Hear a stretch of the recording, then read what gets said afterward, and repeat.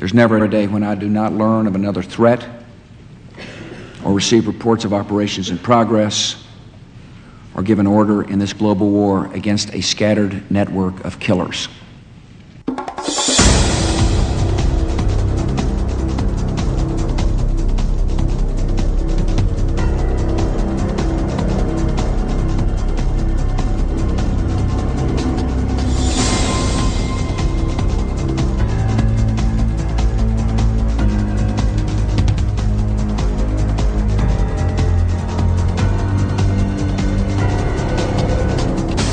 It's a good thing we started transformation so many years ago, because the future is here now. What we're facing in the global war on terrorism is a very adaptive foe. You have to fight this war and you have to transform. They can't compete, they have to complement. We're trying to deploy faster, we're trying to create lighter forces that are still as effective as our heavy forces.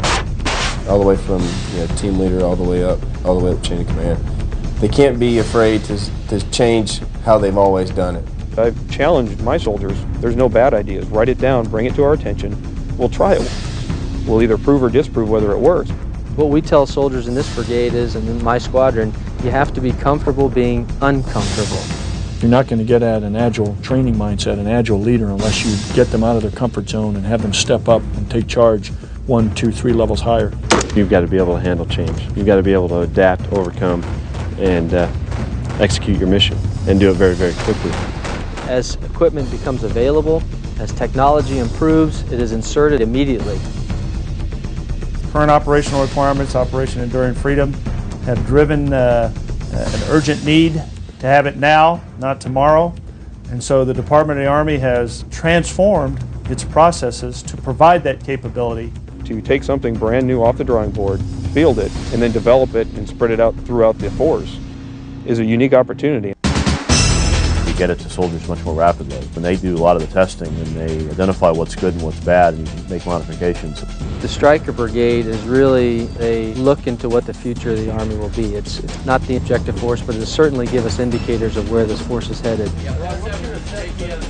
The network-centric organization with computers and interneted systems allows us to think and operate faster to get inside the enemy's decision cycle. That's just leaps and bounds from where we were just a couple of years ago. The leader will be able to look down on his screen and get a snapshot of where every leader platform is located and see where the enemy has been reported. What it gives us is situational awareness. In 30 days, we've been able to get this capability out to the field, to the units who might potentially be engaged in the next war. You now have that capability of getting information down to the warfighter almost at the exact same time that it's being processed at the higher level. Whether you're a squad leader or you're a brigade commander, you're going to be able to make decisions with a degree of certainty and with a speed that you've never been able to in the past. In just the last few years, we have made tremendous improvements to survivability. Every soldier that deploys now is going to get body armor. We've got soldiers up in 101st and the 10th Mountain Division that have been shot with this, and shot twice and have survived it with no wounds, no bruising or anything. You cannot find a soldier in Afghanistan right now that will go outside the gate without wearing his interceptor body armor. Having the Javelin system in Afghanistan was crucial to what took place there, not only from a surveillance standpoint, but also the ability to engage targets. Transformation is an ongoing process. There's never an end state because you can always get better. And that's the way you have to look at it. What's going to make our soldiers more effective and more lethal on the battlefield?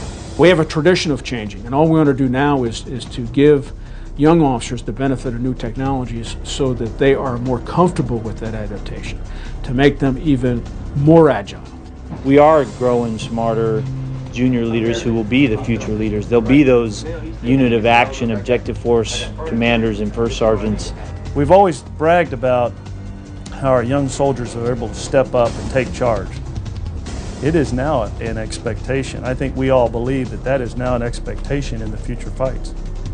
There's always going to be debate before our armed forces act in any way, but our job is to answer the call and go where we're sent to go and do the job we're sent to do. America's they're in good hands with us. They don't have anything to worry about.